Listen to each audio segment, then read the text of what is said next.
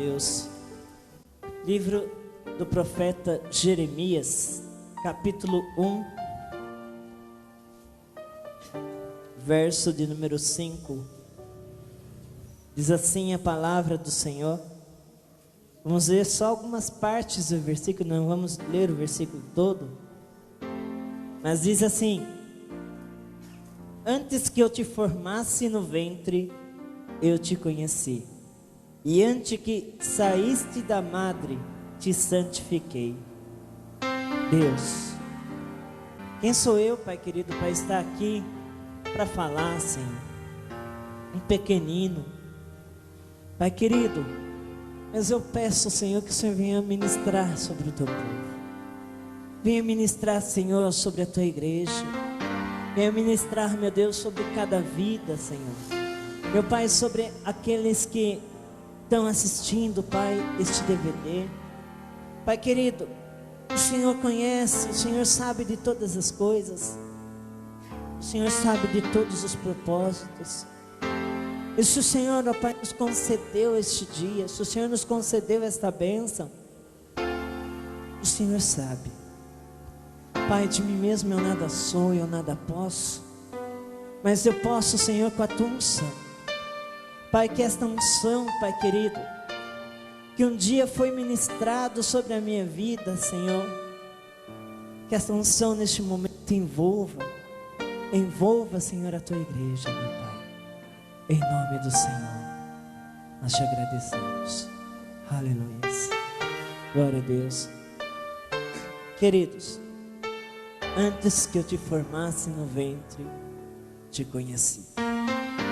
Essas foram as palavras de Deus para as nossas vidas.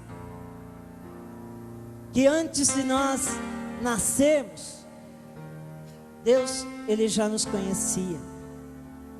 Deus, Ele já tinha escrito a nossa história. Deus, Ele já tinha escrito a sua história. Amém, meus irmãos? O que nós vamos ouvir, o que nós vamos ministrar nesta noite, é algo que aconteceu, mas Deus mudou a história. Aos 5 anos de idade, foi concluído pela medicina uma doença chamada nanismo epifisiário. Então encaminharam para o hospital da Unicamp, onde houve-se o diagnóstico falta de hormônio de crescimento. Essa doença, nanismo epifisiário, ela é o nome da doença, mas o diagnóstico é falta de hormônio de crescimento. Fizeram uma junta médica com vários médicos, psicólogos, psiquiatras, e concluíram que eu era uma criança autista e que não tinha cura, não haveria cura, não tinha jeito. Então encaminharam para a casa André Luiz, uma casa de crianças autistas, uma casa de crianças deficientes. Segundo os médicos, de lá eu jamais sairia. De onde eu jamais sairia. Mas, e deram essa carta para minha mãe, falando para ela: mãe, interna, não tem mais jeito, não tem mais cura. Se ele ficar, ele vai vegetar. Se ele for para lá, ele vai vegetar, não tem jeito. Então, o melhor que a senhora tem a fazer, para não te dar muito trabalho, vai lá, interna ele e deixa ele lá. Mas minha mãe, ela não quis fazer isso. Ela não quis de forma alguma fazer isso. Não vou internar. Não, tem que haver algum jeito. Tem que haver alguma cura. Não é possível. Não é possível isso. Eu não vou internar ele. Não vou deixar ele lá. E foi feito isso então. Ela não internou. Eu precisava fazer um tratamento especial na APAE de Jundiaí. E segundo os médicos, eles não queriam aceitar, a pai não queria aceitar para fazer esse tratamento, porque eu não conseguia acompanhar os estudos, eu não conseguia acompanhar escola nenhuma. E eu precisava desse tratamento e não tinha jeito, eles não queriam me aceitar. Um certo dia, minha mãe descendo a rua, lá da Vila Arens, passou perto de uma igreja quadrangular, de uma igreja do Evangelho Quadrangular, onde é a nossa sede. E passou lá, e conversando com o pastor disse: mãe, se for plano de Deus, eles vão chamar. Se for plano de Deus, eles vão chamar o seu filho. Fique tranquila, fique em paz, descansa. Eles vão chamar. Antes, nós não éramos convertidos, minha família não era convertida, eu não conhecia Jesus. E nisso, pastor Joaquim, pastora Cida, sempre pregando, sempre falando do amor de Cristo, sempre proclamando, falando de Jesus para minha mãe, para o meu pai. Mas, meus queridos, eles eram aquelas pessoas que não aceitavam. Não, eu não gosto de crente. Minha mãe, ela era assim, ela falava que ela não gostava de crente, ela não suportava crente. Crente, estou longe, estou fora, não quero saber.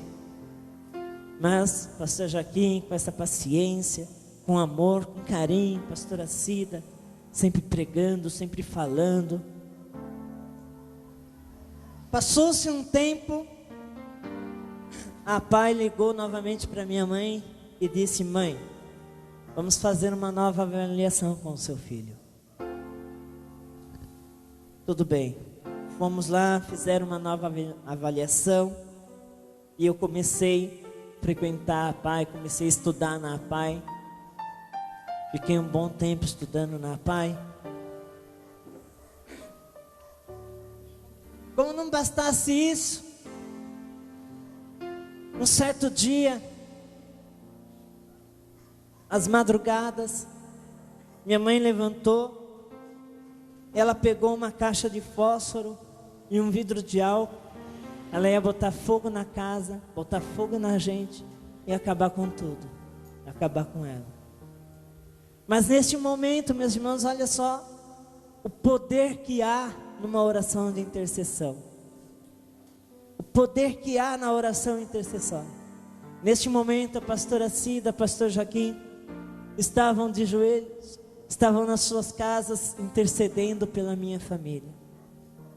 E o inimigo não conseguiu usar, não conseguiu. Minha mãe tentou riscar o fósforo, mas não saía, não conseguia, porque neste momento, pastora Cida, pastor Joaquim estavam intercedendo pela família. Passou-se um tempo, aos 7 anos, eu vim cair da pia e houve-se uma fratura no crânio, terrível. Cheguei no hospital desmaiado, os médicos tinham dado como morta. Não tem jeito, morreu, já era. Mas Deus foi trabalhando, Deus foi agindo. E minha mãe, ela era uma pessoa católica, uma pessoa espiritual, católica. E ela, certo dia, ela falou: eu vou para Aparecida do Norte. Falou para o pastor Joaquim e para a pastora: eu vou para Aparecida do Norte. Tudo bem, pastor Joaquim, vai na bênção, né? Vai na bênção, mas eu sei que Deus vai agir, eu sei que Deus vai operar. Tudo bem, pegou o ônibus, foram, nós, eu, meu pai, meus irmãos, minha mãe, fomos para Aparecida do Norte. Mas, meus irmãos, parece que quando Deus escolhe, como nós lemos lá em Jeremias, quando Deus escolhe, não tem jeito. Não tem jeito, você pode escapar onde quer que for, não tem jeito. E Deus, parece que foi de Deus, colocou uma choradeira em mim, nos meus irmãos que estão aqui. Começou uma choradeira, os 3 chorando. Você imagina uma criança chorando como que é? Imagine 3 crianças chorando dentro daquele ônibus. E meu pai falou, vamos descer, né? Eu vou descer com eles para ver se passa um pouco. E nós não queríamos descer daquele ônibus. Não queríamos descer. E dentro daquele ônibus, minha mãe e meu pai dobraram os joelhos e pensaram, lembraram das palavras que ouviram da pastora Cida, do pastor Joaquim. Lembraram das palavras deles e disseram, aqui não é nosso lugar. O que nós estamos fazendo aqui? Aqui não é nosso lugar. E dentro daquele ônibus, se renderam aos pés de Cristo. Se renderam aos pés do Calvário. Dentro daquele ônibus. Meus queridos, ainda passando por essa crise, passando ainda por esse problema, por essa dificuldade, eu precisava tomar esse medicamento por causa do problema do nanismo. Eu era bem pequenininho mesmo, para vocês terem uma ideia, meus irmãos. Uma vez a pastora Cida foi orar em casa, a pastora Cida e o pastor Joaquim foram orar em casa, e eu era perturbado, eu via bichos saindo das tomadas, dos interruptores, eu via bichos saindo, eu não conseguia ficar perto de pessoas, eu não suportava isso, e eu via bichos saindo da tomada. E um certo dia, naquela época, quem se lembra daquele sofazinho com perninha, né? Certo dia a pastora Cida foi orar lá por mim, e eu não queria receber oração, O que eu fiz? Eu entrei debaixo daquele sofá, pequenininho, né? Entrei debaixo daquele sofá, não queria receber oração. A pastora Cida disse, eu vim aqui para orar, eu vou orar. Eu vim aqui para orar, eu vou orar. E me puxou pela perna e orou. Tudo bem. Passando ainda nesse tempo, como eu disse, eu tomava esse medicamento para o hormônio de crescimento e ele era caríssimo, caríssimo. Minha família não tinha condições nenhuma de adquirir esse medicamento. Não tinha condições nenhuma de adquirir, era caríssimo, muito caro aquele medicamento. Ele era exportado dos Estados Unidos. Para vocês terem uma ideia, igreja, minha mãe batalhando, não sei se você se lembra daquele programa do Silvio Santos, Porta da Esperança.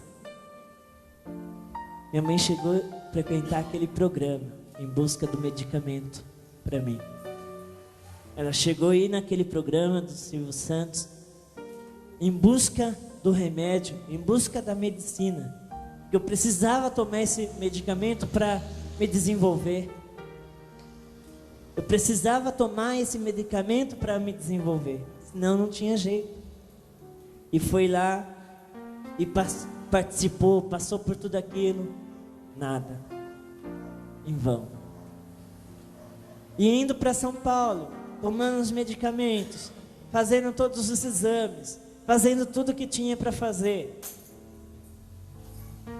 mas sem ainda tomar aquele medicamento. Um certo dia, nós fomos para São Paulo e fomos lá porque tinham ligado para ir fazer os exames, né, e estava marcado para ir fazer os exames. E nós fomos, foi eu, meu pai, meus irmãos, minha mãe. E um certo dia nós fomos e as 3 crianças com fome. E meu pai só com o dinheiro da passagem de ida e volta. Só a passagem de ida e volta. E nós 3 chorando que queria comer. Meu pai olhou para minha mãe e disse, bom, vamos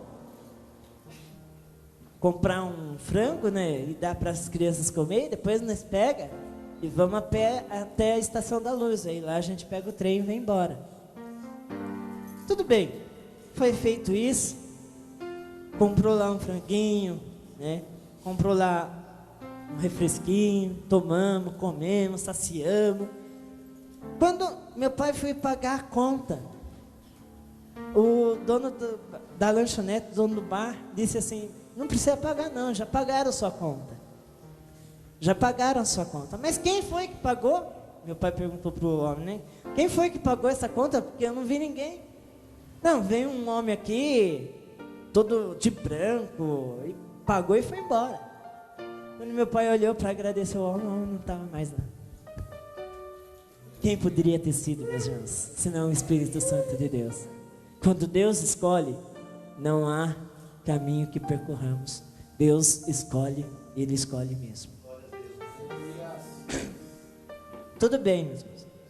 Conseguimos o medicamento do hormônio de crescimento. O médico, o hospital nos forneceu, mas através do governador Oreste Quércia. O governador Oreste Quércia que trouxe esse medicamento para São Paulo, e o Hospital da Clínica ele forneceu este medicamento. Minha mãe teve que, por isso que eu digo que ela foi uma guerreira, que ela teve que aprender a ser cozinheira, teve que aprender a ser enfermeira, porque ela que aplicava aquelas injeções, né, que a gente precisava tomar, que eu precisava tomar todos os dias. Todos os dias precisava tomar esse medicamento. Tudo bem, meus irmãos. Nesse tempo, minha mãe aceitou Jesus, começou a frequentar a igreja, começou a ficar firme na igreja, minha família, meu pai. Começou a frequentar a igreja, firme, louvando ao Senhor Jesus. E um certo dia, eu falei para o pastor, falei para minha tia, né? Falei: tia, pastora Cida, eu quero um terninho e uma gravata. Eu quero um terninho e uma gravata. Mas quando que eu vou achar? Eu quero. Você sabe quando uma criança quer alguma coisa, né? Eu quero. Tudo bem. A pastora Cida pegou com muito carinho, fez lá um terninho, uma gravatinha de crochê. E aos domingos estava lá, pastor Evartim pregando na igreja sede. Pastor Evartim pregando lá. E todo domingo eu estava sentadinho lá no altar. Criança sentadinho no altar lá, todo feliz. De terninho e gravata. Terninho e gravata lá. Todo, né? Todo em cima do altar. O pastor Evartim. Eu disse para ele: pastor, um dia eu quero ser um pastor. Um dia eu quero ser um pastor. Eu falei para ele. Ele falou: vamos? Você vai ser. Se você quer, você vai ser. Tudo bem, meus irmãos. Queridos, passado alguns tempos, um médico, novamente fomos fazer o exame e precisava-se fazer um exame chamado ressonância magnética. E fizeram esse exame, e nesse exame constatou uma falha parcial no meu cérebro. Uma falha parcial, só funcionava um lado, do outro lado não funcionava. Uma falha parcial no cérebro. E fizeram novamente a junta médica com médicos, psicólogos, psiquiatras, e começaram a debater. Mas, mãe, a gente não entende. Mãe, a gente não entende como que acontece isso. Pois o seu filho, ele era para ser um vegetal. O seu filho, ele era para vegetar. Mas hoje ele fala, ele anda. Ele corre. Ele é uma criança normal, uma criança perfeita. Mas aqui o exame. Está aqui o exame dizendo, mãe, olha, falha parcial no cérebro. Com esse exame, com isso aqui, a criança, ela vegeta, não tem jeito. A criança, ela vegeta. Criancinha, olhei para o médico e disse, sabe, doutor, Jesus me curou. Jesus me curou. Jesus me curou. Houve-se a constatação da cura. Uma criança desenganada pela medicina. Uma criança desenganada pelos médicos. Quando os médicos olham e falam, não tem jeito. Não tem jeito. Mas Jesus disse, tem jeito sim. Tem jeito sim, porque esse é meu. Esse fui eu que escolhi. Talvez, meu irmão, você está aqui nesta noite. Talvez você está assistindo esse DVD. Talvez você está falando, minha vida não tem jeito. Minha vida é uma vida cheia de amargura. Uma vida rancorosa. Eu não tenho felicidade na minha vida. Tem jeito sim. Tem jeito sim. Talvez você está dizendo, eu estou passando por luta, eu estou passando por problema, minha vida não tem jeito. Tem jeito sim. Tem jeito sim. É só você acreditar. É só você confiar. Os médicos realmente não estavam entendendo, não estavam encontrando resposta em toda a ciência que possuíam. Não encontravam respostas, porque Deus já tinha escrevido uma nova história. E Deus nesta noite está escrevendo uma nova história na tua vida, meu irmão. Deus nesta noite está escrevendo uma nova história na tua vida, minha irmã. Deus nessa noite está escrevendo uma nova história na sua igreja, pastor. Queridos, uma criança desenganada pela medicina. Deus mudou a história. Para vocês verem. Vou pedir para a câmera focar bem aqui, não sei se vai dar. Tá aqui, ó. Tá aqui, ó. A carta feita pelo médico para minha mãe me internar. Essa aqui é a carta.